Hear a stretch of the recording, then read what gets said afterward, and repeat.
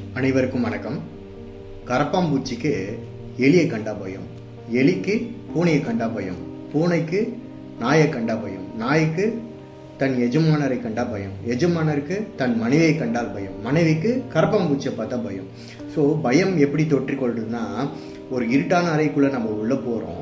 அப்போ நம்ம போகிறப்ப நம்ம எண்ணங்கள் அங்கே பேய் இருக்குமா, பிசாசு இருக்குமா, வேறு ஏதாவது அமானுஷ்யமாக இதெல்லாம் தெரியுமான்னு நம்ம மனம் அங்கே இருக்கிற அந்த இருட்டுக்குள்ளே ஏதாவது கற்பனையில் நம்ம புகுத்திக்குது. அங்கே திடீர்னு ஒரு வெளிச்சம் வரப்போ அந்த கற்பனை அங்கே இருக்கிறது ஆக்சுவல் என்ன இருக்குதுன்னு சொல்லிட்டு நம்ம வெளிச்சமாக காமிக்குது. ஸோ நம்மளுடைய ஃபேக்ட் என்னென்னா, எவன் ஒருவன் பயத்தில் இருக்கிறானோ அவன் வாய்ப்பில் இருக்கக்கூடிய சந்தர்ப்பங்களை நழுவ விடுகிறான். எவன் ஒருவன் அறிவோடு இருக்கிறானோ அவன் பயத்தில் இருக்கக்கூடிய வாய்ப்பை கைப்பற்றுகிறான். ஸோ நாம் வாய்ப்பை கைப்பற்றுறதுக்கு நம்ம உழைக்கணும்.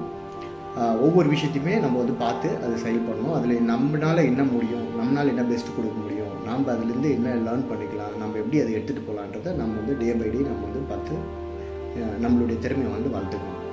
நன்றி, வணக்கம்.